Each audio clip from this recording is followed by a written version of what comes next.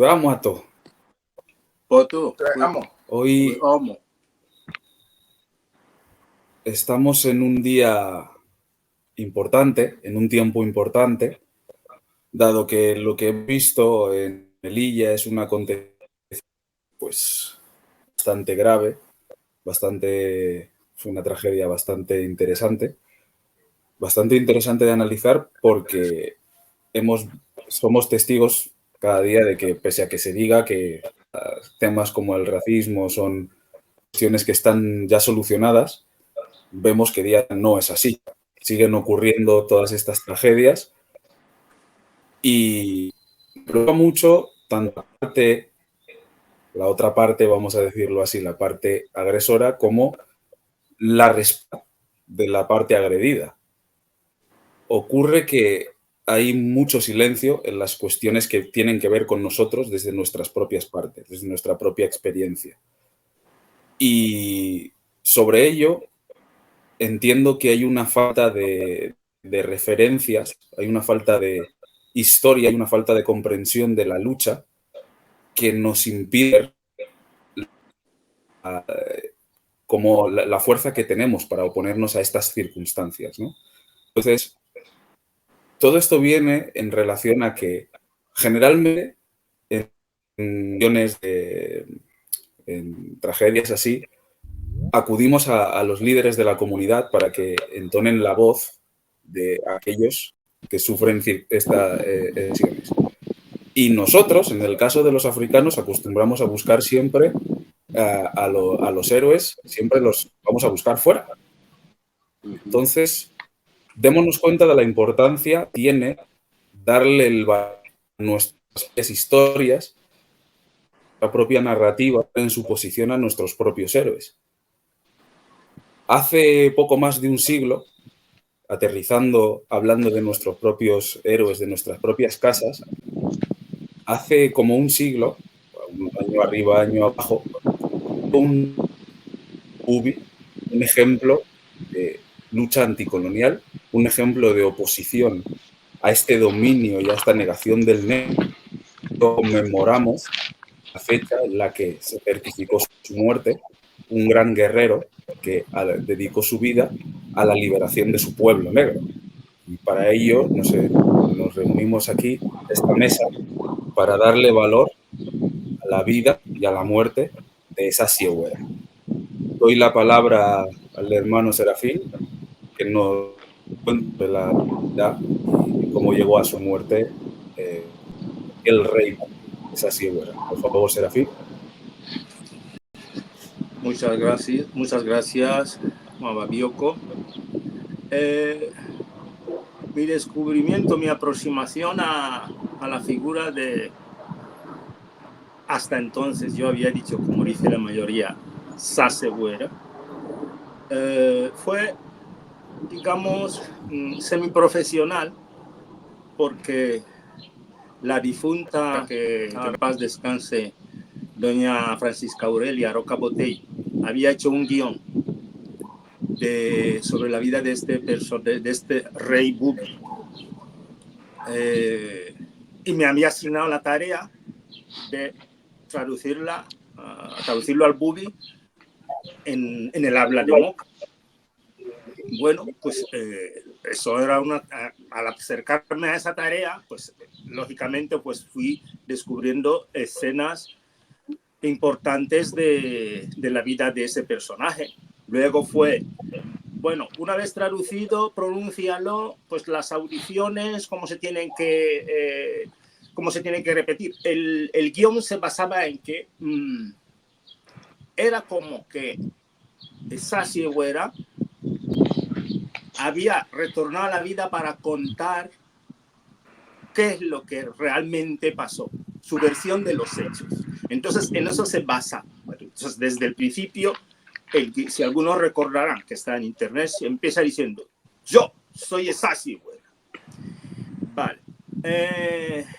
Y luego, pues eso, para no alargar el tema, traducción, audición, y me sorprendió la directora con que, pues vas a ser tú el personaje.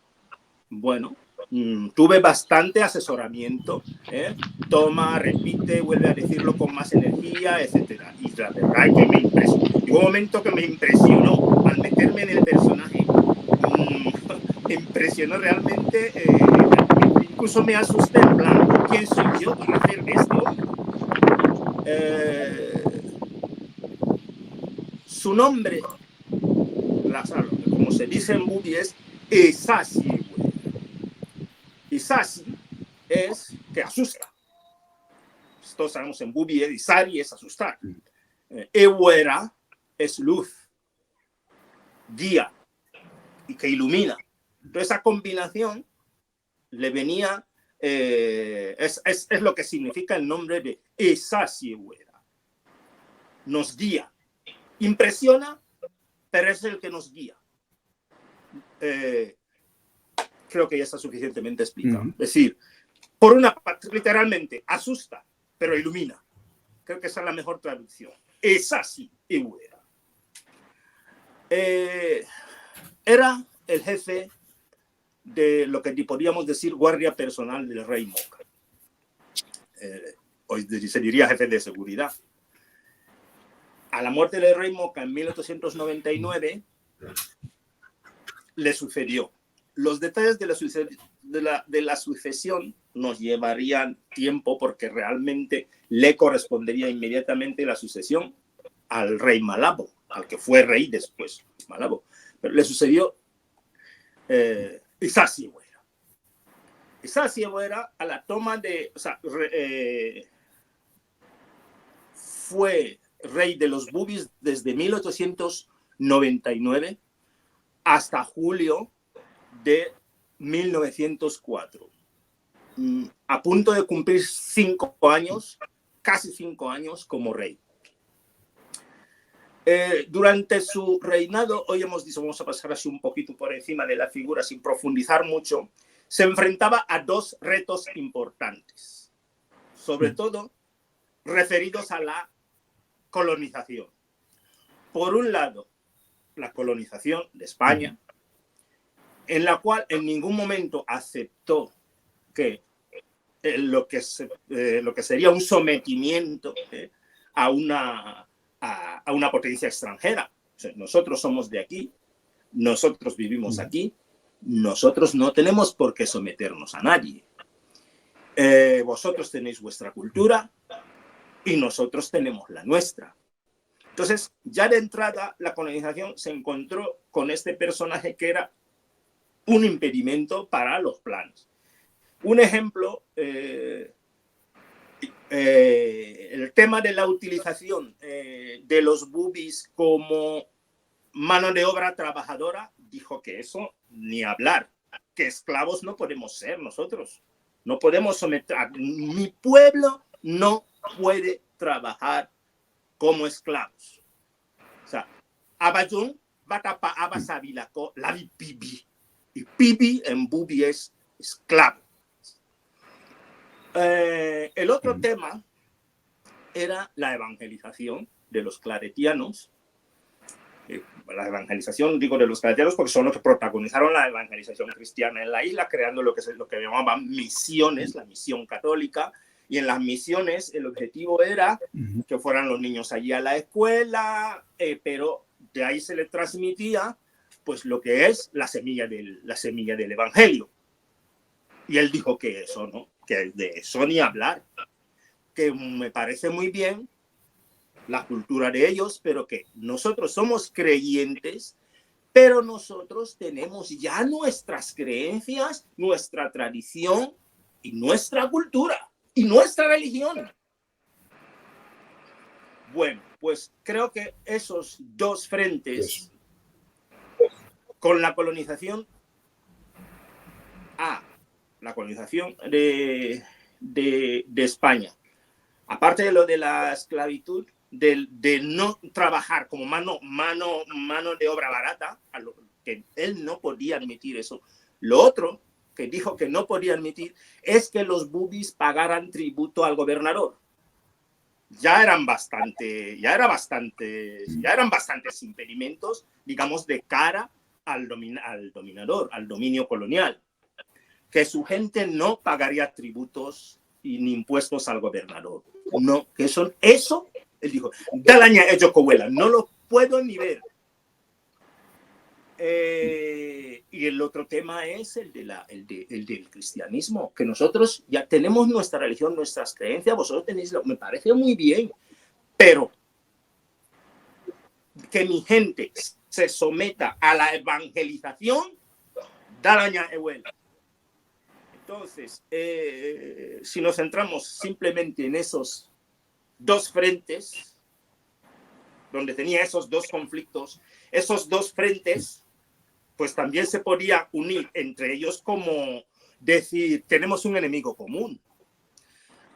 Los hechos fueron los que muchos conocen, que fueron a salir, se preparó un destacamento para ir a detenerle. Según la información que tengo, el destacamento fue organizado desde España para subir a detener a Isaci. Los medios que se le enfrentaron eran superiores en cuanto a lo que era más poderoso. Su gente resistió lo que pudo, pero al final fue detenido. Según las información que me consta del trabajo que hice, herido, fue ingresado en el hospital de Santa Isabel entonces. Y en ese hospital murió a causa de sus heridas. Digamos, la versión oficial, la que tengo yo, la que interpreto, la que cuento en el personaje que interpreto. Entonces, en principio, espero que esto, digamos, haya servido para una aproximación. Siempre hay alguna cosa en la que podíamos profundizar, siempre hay alguna cosita que se me ha olvidado. Por ejemplo, me acabo de acordar que es justo decir de dónde era. Era natural de Maille. Antes, fuera del micrófono, Abui lo había nombrado. Era natural de Maille, una de las tantas poblaciones del Valle de Moca que formaban el Valle de Moca, porque lo que se llama Moca siempre se ha llamado Aba. Estaba rodeado de varias poblaciones y varias serían aldeas y él era de Maille. El nombre de su, digamos, hoy, pueblo natal. No sé si te parece de entrada, Moababioco. Sí. Muchas gracias por tus palabras, Serafín. Ya te digo que el tema que estamos tratando nos lleva en bucle estas mismas conclusiones.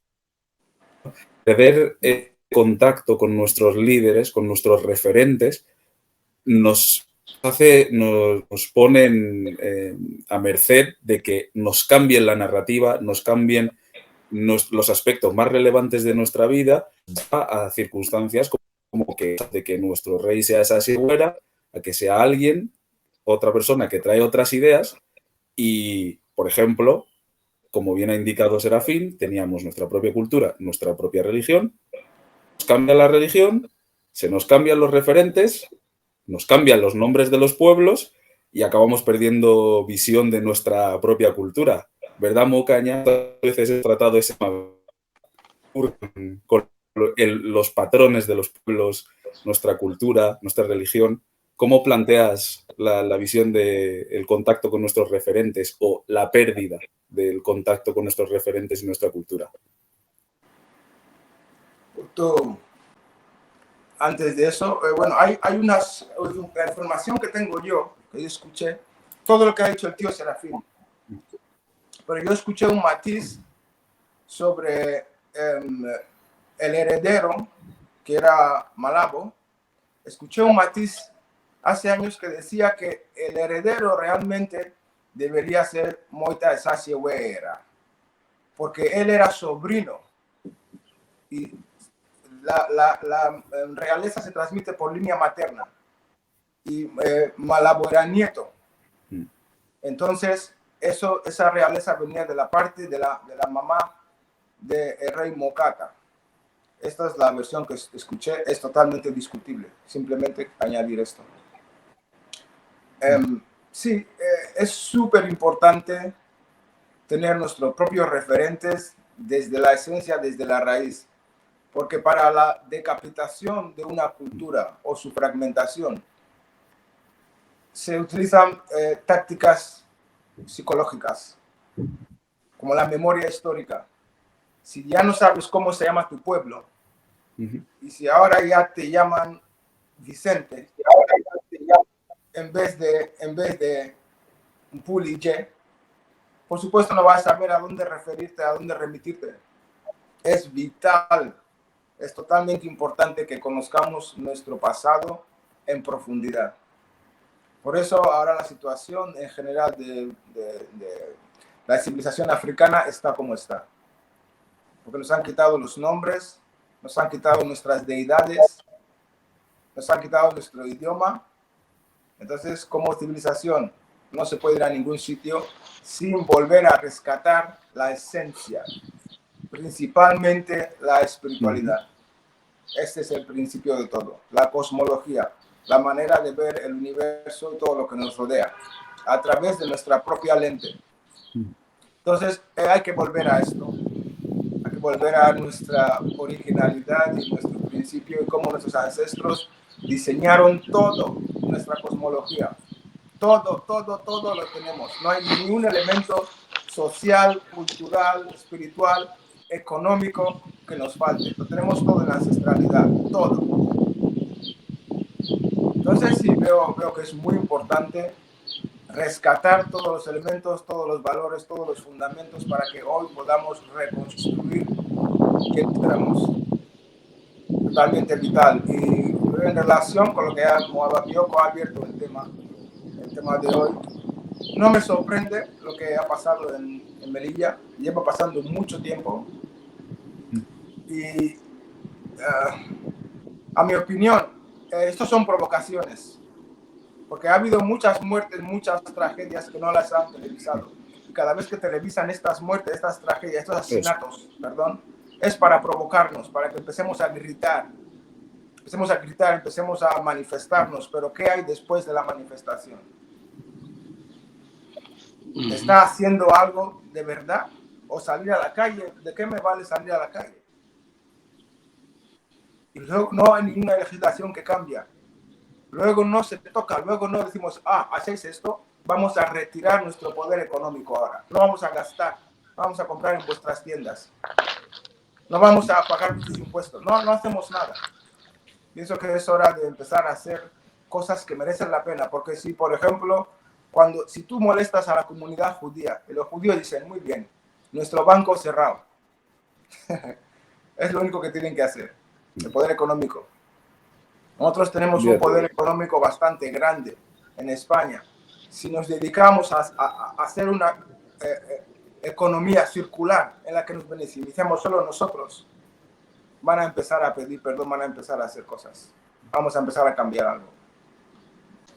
Sí, siempre trasladamos al final un poco al contexto general y la importancia de los referentes. La importancia del contacto del pueblo con los referentes nos lleva a analizar nuestra propia narrativa, ¿verdad? Y en grandes ocasiones apelamos a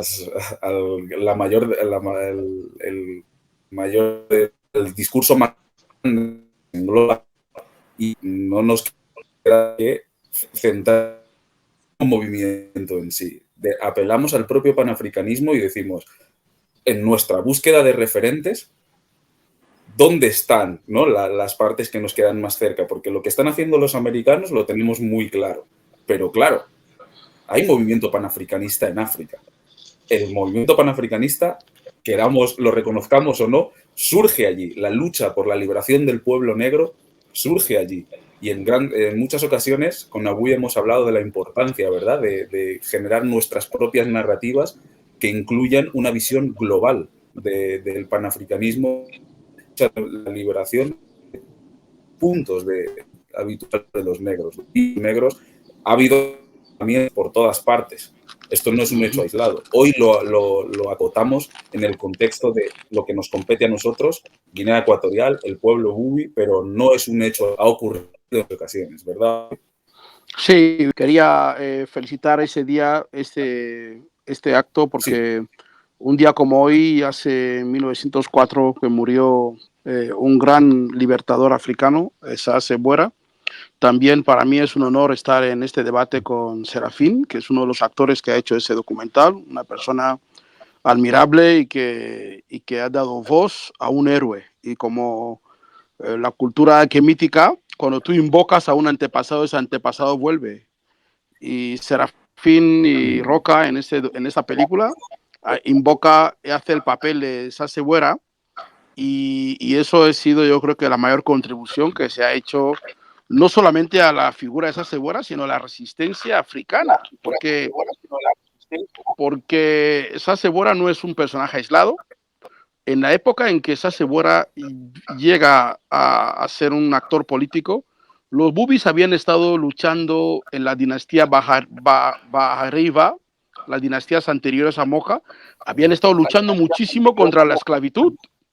Muchos bubis fueron llevados como esclavos a América y había una lucha y los polos bubis se apartaron de la costa para evitar precisamente ese tipo de situaciones, y había una conciencia muy grande en el polo bubi del tema de la esclavitud, el colonialismo. O sea, Sasse Boera no es un personaje aislado como muchas veces los intelectuales guineanos o africanos, a través de los misioneros, que son los que han creado nuestra narrativa, nos lo quieren presentar como un tipo loco que iba por allí y tal, y cuando todo el mundo bailaba merengue, él quería traer bachata. No, era una persona, era alguien que formaba parte de un estado de opinión que, bueno, Serafín lo ha explicado bien, de que nosotros somos esto, nosotros somos africanos, nosotros somos bubis, tenemos nuestra cultura y no vamos a dejar que nos esclavicéis, ni vamos a dejar tampoco que trabajemos gratis, porque la esclavitud, cuando los españoles vienen de América para llegar ya a África, para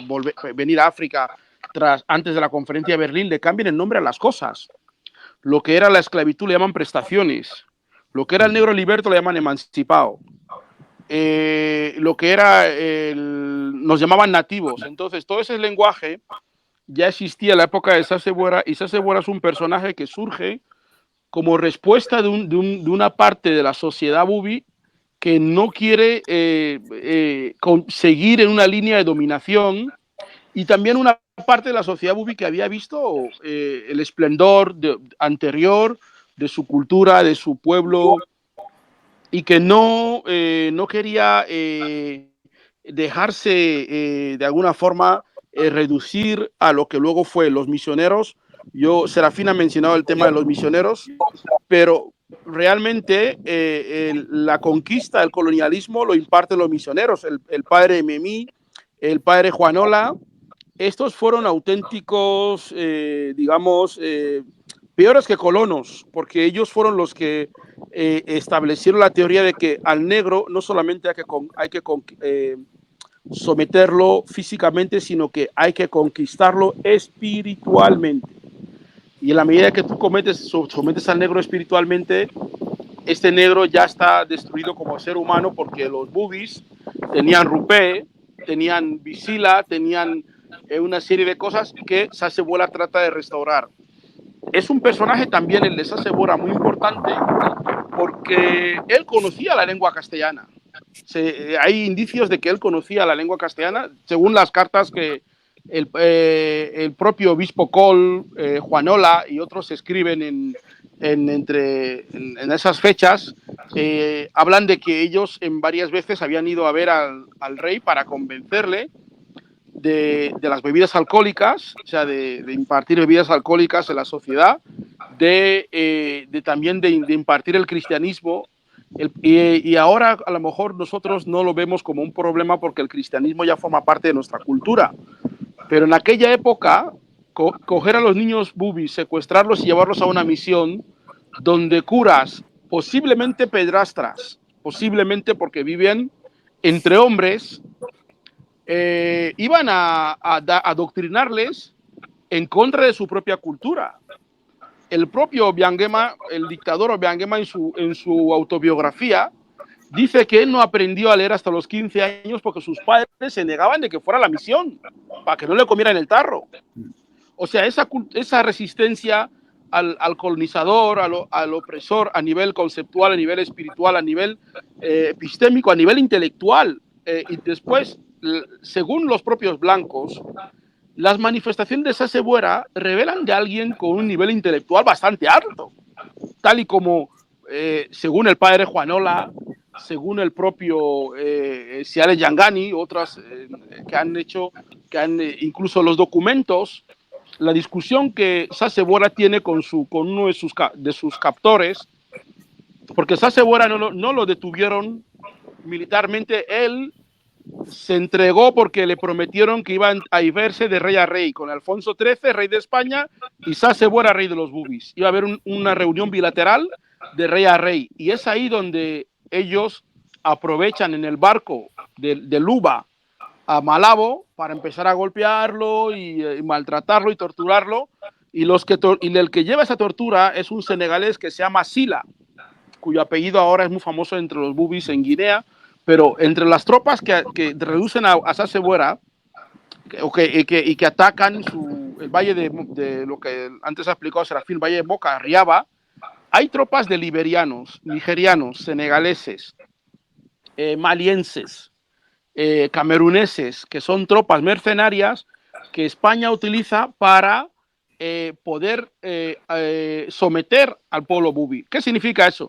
Que el pueblo bubi no era fácil de someter, que el pueblo bubi no era cuatro pelagatos que se les puede llegar allí y atentarlos. España tuvo que echar mano de fuerzas mercenarias porque los blancos que estaban al frente de esas tropas, los bubis se cargaron a más de un oficial, entre ellos el señor Rivadavia, que está en los libros de historia, que aparece como uno de los oficiales que murieron en los hechos de la Bahía de Luba, que son hechos anteriores, en los que un grupo de piratas y esclavistas posibles españoles o portugueses, dicen que eran españoles, bajan a la Bahía de Luba, violan a unas mujeres, se llevan ¿cómo se llama? Provisiones, y se llevan alguna que otra chica al barco pues para satisfacer sus veleidades. Y Sassebuera, con un comando especial de fuerzas especiales que él tenía, asaltan a estas personas, los reducen y los pasan a cuchillo, como cualquier acto de guerra sucede, ¿no? Estos fueron hechos que fueron los que hicieron que una vez que se abriera la investigación se descubriera a través de un chivatazo que dio uno de las personas allegadas a Sassebuera de que él había ordenado esta acción y él la encomendaba, que es cuando ya el ejército español, instigado por Emiliano Jones, ¿cómo se llama? Emiliano Jones, Maximiliano Jones, gracias, Maximiliano Jones, y por los claretianos que habían recibido una concesión por parte de la reina María Cristina, la reina de España, de quedarse con toda la colonia, no solamente de la isla, sino también van a extenderse al continente, y en el continente van a enfrentarse también a otro personaje, en este caso Ndowe, que se llamaba Ebiebikenge. Entonces, Sassebuera es también en aquella época, la época de la tradición de Chaka Zulu, la tradición de Omar Fall, la tradición de Anan Zinga, la tradición de mucha gente en África que estaba resistiendo a los opresores, y la única forma de cohesionar a su pueblo es que él fuera el rey de los bubis, porque era la forma en que realmente había una autoridad y cohesionaba a su pueblo en torno a su idea. De hecho, las mujeres de Sassebuera fueron detenidas todas y encarceladas en un almacén. Lo dicen los propios curas, lo dice el periódico La Guinea Española de 1904. Lo dice que las mujeres de Sassebuera, sus familiares, incluidos niños, fueron encerrados y de alguna forma tratados como prisioneros de guerra, prácticamente.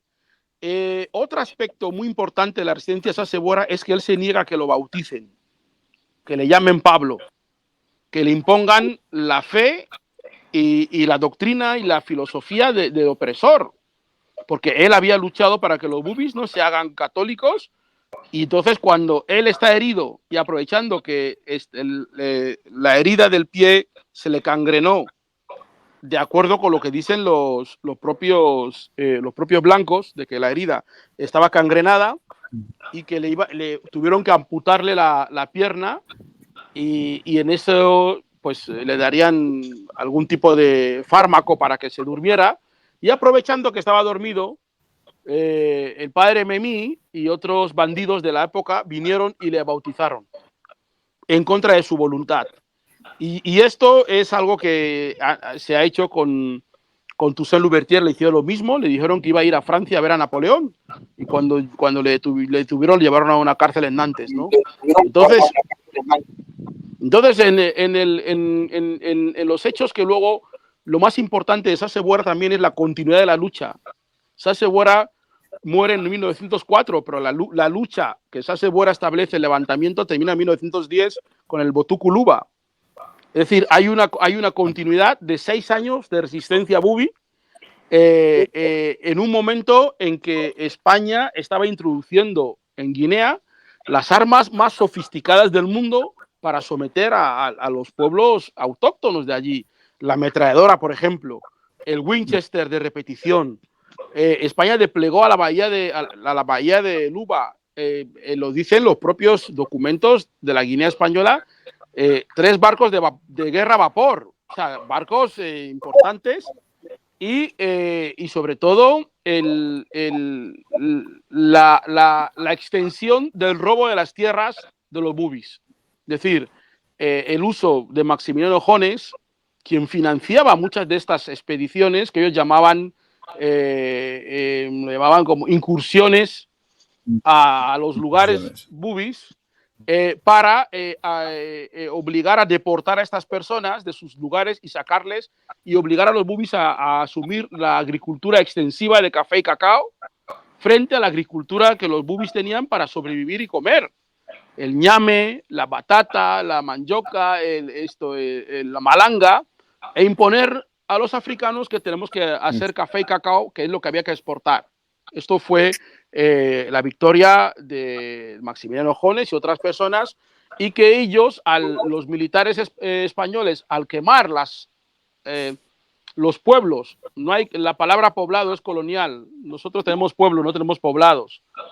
Al quemar los pueblos bubis, la gente salía de ahí deportada, y se dice que de toda la población de Mellé, el pueblo de Sasse-Boera, los deportaron de una forma ilegal, porque en aquel entonces las convenciones de guerra prohibían deportar gente.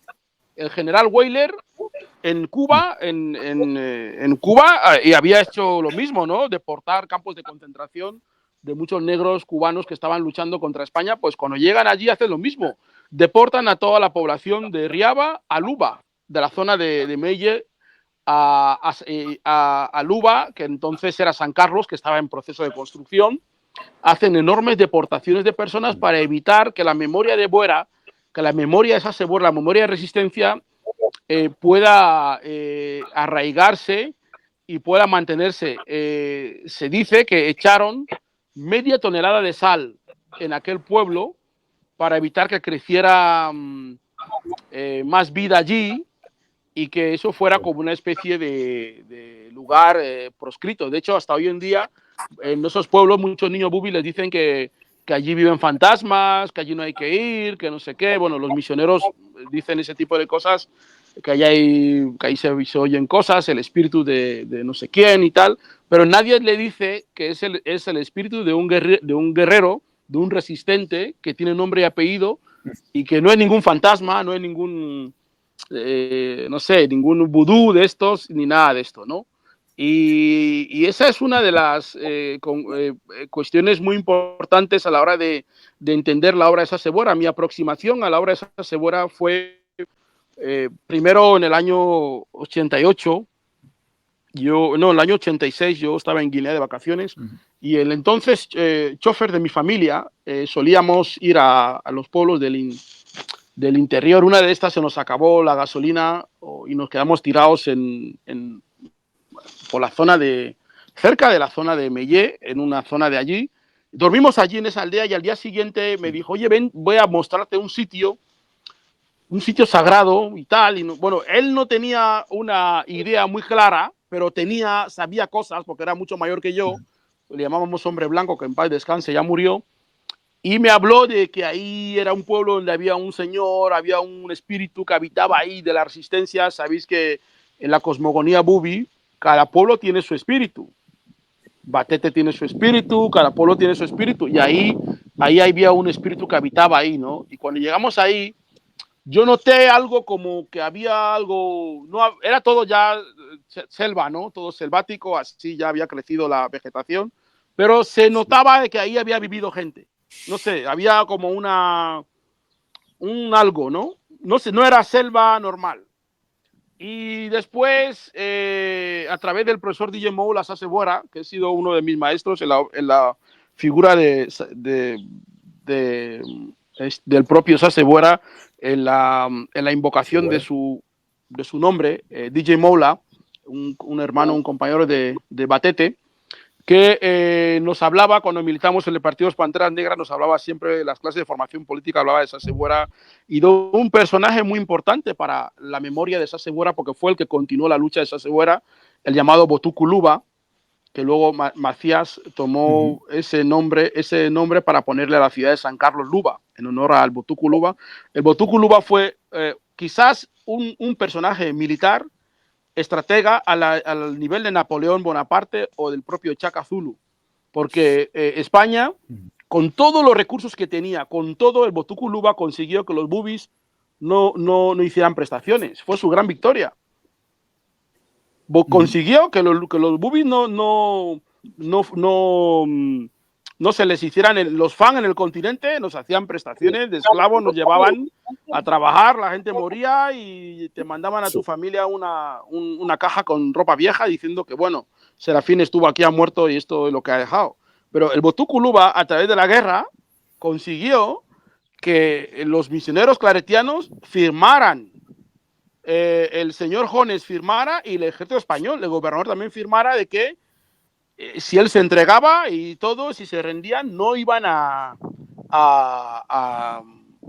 hacerles. Luego lo hicieron, pero por lo menos hubo un compromiso, ¿vale? Les llevó a sentarse a un compromiso, a decir que no somos vuestros esclavos y tenéis que reconocernos por escrito que no nos vais a esclavizar para hacer todas las obras que se acometían en la isla.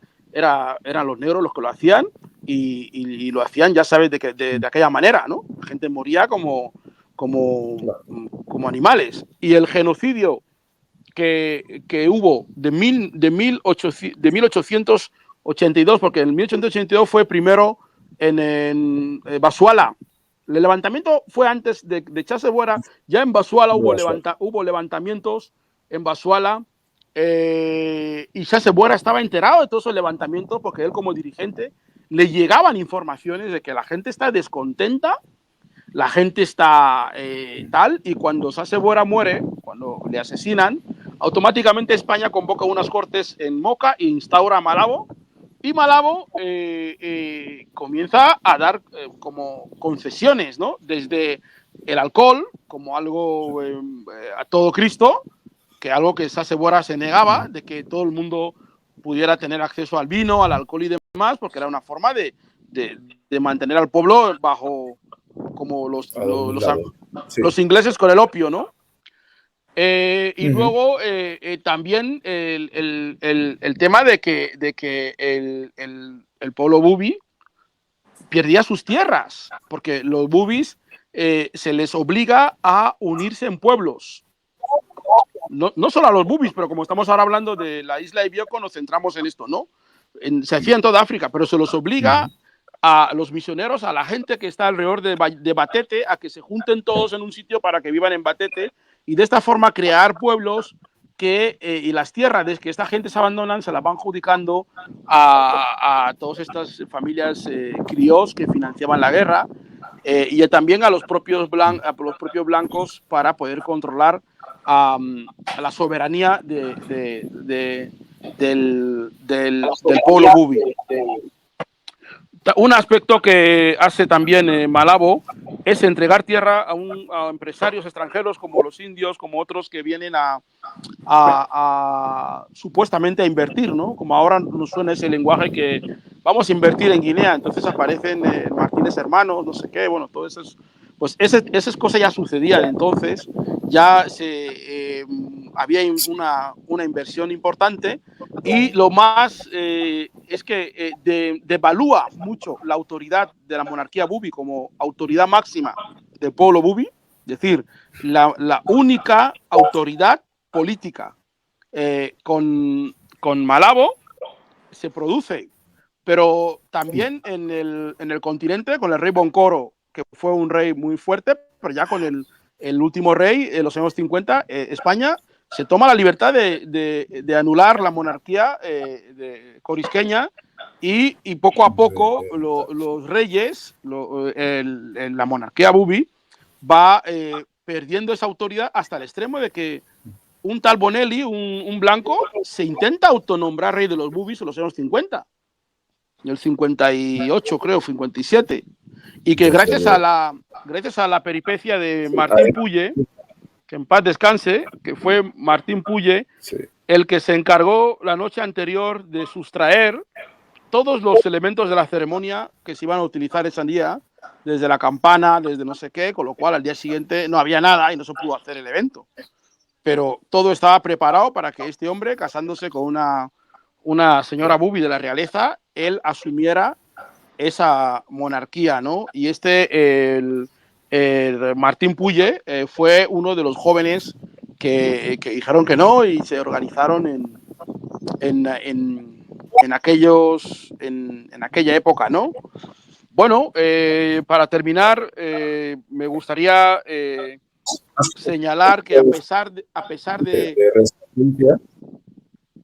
sí, me gustaría señalar que a pesar de las ingentes cantidades de dinero que los misioneros, que la colonización española y el propio gobierno de Guinea Ecuatorial de hoy y de en estos 40 años han puesto mucho dinero para silenciar la memoria de Sase Buera, han alabado a Malabo, le han puesto nombres de institutos, de calles, han intentado siempre generar esa ambivalencia que hay en todas las culturas, lo hay. Encuentras en Senegal un Senghor y un Sheikh Diop, un Malabo y un Sase Buera, un Nkrumah y un Balopale. En todos los sitios hay esta Malcolm X, Martin Luther King, siempre lo hay. En todos los sitios hay dos almas de un pueblo, y el poder siempre opta por el alma más fácil, más dócil, ¿no? Que ellos pueden manipular o que pueden controlar y presentar a los bubis en el marco filosófico histórico como un pueblo dócil, que es lo que han pretendido siempre, ¿no? Como una gente que nunca tuvo un pasado de resistencia, que nunca tuvo un pasado de beligerancia, y eso se han encargado mucho la Iglesia Católica en Guinea, los Nzabui, los Anacleto, todos estos obispos y todos estos curas de Banapá, el seminario de Banapá, las misiones de crear una imagen del guineano como un ser muy, muy dócil, muy sumiso, cuando el propio Serafín, que ha hecho ese papel, que he visto esa película, nos demuestra que no era así, que nunca fue así, y que no solamente no fue así, hubo que traer mucha violencia para reducirlo. Por tanto, es uno de los mensajes que hay que mandar a los jóvenes, a la gente que nos está escuchando, de que en 1904, un día como hoy, un gran personaje, Sase Buera, murió después de una enorme resistencia. Decir también el tema de la ganadería, que no ha salido aquí. Sase Buera, como otros líderes de la isla, apostaban por la ganadería frente a la agricultura, y eso también le creó un enfrentamiento con los claretianos, porque los curas, los misioneros, querían disponer de las huertas, y muchos de estos ganados pasaban por esos territorios, y los españoles daban concesiones a los blancos de tener ¿cómo se dice? Tierras en los pasos de ríos, de caminos, y muchos de estos ríos eran sagrados para los bubis, muchas de estas montañas eran sagradas para los bubis. Entonces, a través de la ganadería, Buera se dio cuenta de que puede controlar mejor el territorio, porque donde van tus ovejas o donde van tus vacas, también estás tú, con lo cual tienes una amplitud. Pero los curas se dieron cuenta que esto era un peligro para ellos, radicalmente y pusieron en marcha una serie de estrategias para no solamente reducir a Sase Bora, sino intentar en su propio pueblo que su referencia fuera como algo violento, como algo como demoníaco, violento o lo que sea, ¿no? En las máscaras, los pueblos africanos para nuestras religiones tenemos máscaras. Cuando los bubis tenían el rupé, tenían estatuas que representaban a Rupé, a sus dioses. Juanola, en 1906, hace una expedición para requisar en la isla más de 350 de estas estatuas de dioses que están ahora mismo en el Museo Antropológico de Madrid, allí en Atocha. En el subterráneo hay unas máscaras fan de sus dioses y hay estatuas de los bubis que los bubis tenían para representar sus dioses. Proceden a digamos, la usurpación de la figura de Visila, que se presenta como una virgen del catolicismo y se le da otro sentido a partir de esta conquista. Y entonces, bueno, lo que llaman sincretismo y todo esto, pero solo se pudo hacer eso con la muerte de Buera. Sin la muerte de Buera no pudieran haber hecho ese sincretismo, porque una de las cosas que Buera era, ha dicho antes Serafín, que era el jefe de la guardia, Buera en tiempos de Moca ya era una especie de ministro de defensa y general de los ejércitos. Buera perfeccionó el tema de las lanzas envenenadas, pero también introdujo las armas de fuego en la Lujua. Lujua, creo que se dice. Serafín, ¿cómo se pronuncia? Lujua. Lujua. Lujua. En el ejército bubi, sí, introdujo las armas de fuego regularmente, que eran estas armas que se les ponía pólvora por arriba y disparaban, y muchas de y él mezclaba como no había igual municiones, mezclaban eso con vidrio, con piedras y con cerámica para que hiciera más daño, ¿no? Y también en tiempo de Buera y el Botukuluba se compraron armas Winchester de repetición. O sea, no, los bubis no eran unos tipos por ahí que aprendices de nada, sino eran una gente que tenían claro muchas de las estrategias militares que en el resto de África estaban desarrollando la resistencia. Omar Fall, en Senegal. Esto, voy a ir al tema. Sí. Mocaña. Sí. Abrimos con las ideas que ha expuesto avui. Continuamos. Abrimos el tema sin Mocaña. Gracias, Juan gracias, Avui. ¿Me oís? Sí. Sí. ¿Me oís? Sí, hermano, sí. ¿No? ¿Sí? Ok. Gracias, Avui. Has tocado muchísimos, has tocado. Avui está tocando muchos puntos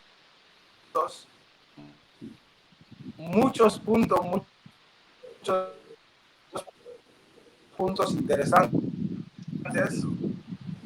Una de las cosas, el carácter siempre ha sido un carácter férreo, muy férreo. Ha sido una persona feroz. Es una imagen sumisa. Esa imagen ha de ser desacreditada completamente. Completamente. El rey Malou tenía un sobrenombre de amigos de bromas, porque era amigo de la corona. ¿Ok? Ahora, hay una parte en la historia, en las tácticas lógicas, como he dicho ya antes.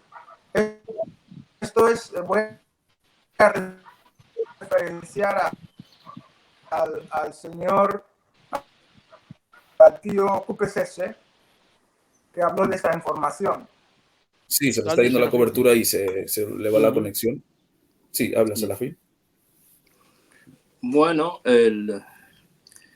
yo estoy, asombrado de la cantidad de datos que yo desconocía, que nos ha aportado hoy sobre la figura de este líder, porque líder sí que es, incluso si volvemos a la etimología de el significado de su propio nombre, eso es un líder, eso es resumir lo que es un líder. Efectivamente. Y luego lo de Isasi puede ser puede reflejar aquella fuerte personalidad, pero luego Higuera que ilumina, guía, eso es un líder. Entonces yo sobre todo valoro mucho el tema de esa como todo buen líder, esa prioridad por el bienestar de su pueblo. Decir, mi gente no va a hacer esto, mi gente ya tiene esto, no necesita otra cosa. Mi gente. Entonces, eso es como tiene que ser un líder, y esa es la mentalidad, y esa mentalidad es la que le arrastró, digamos, la mantuvo hasta el final, vamos a decirlo de esa forma. No digo que es la que... Quiero decir que esa forma de pensar es la que provoca precisamente que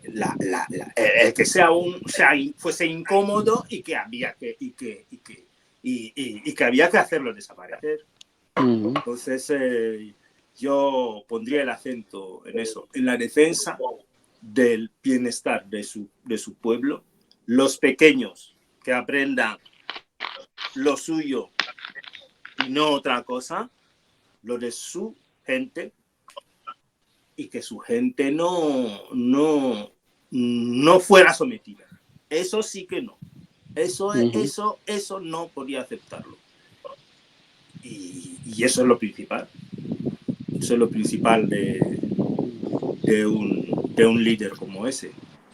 O sea que en principio yo poco más,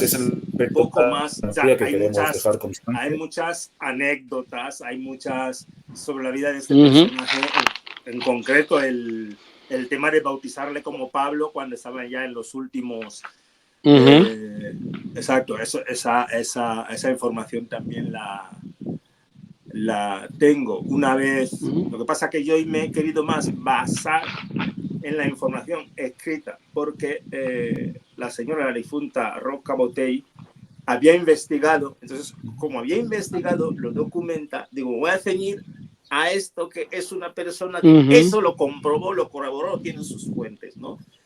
Y luego, claro, yo soy de Moca y escucho cosas, pero que porque dice, o porque lo escucho de otra persona, que pueden ser verídicas, pero que no las he leído en sitios.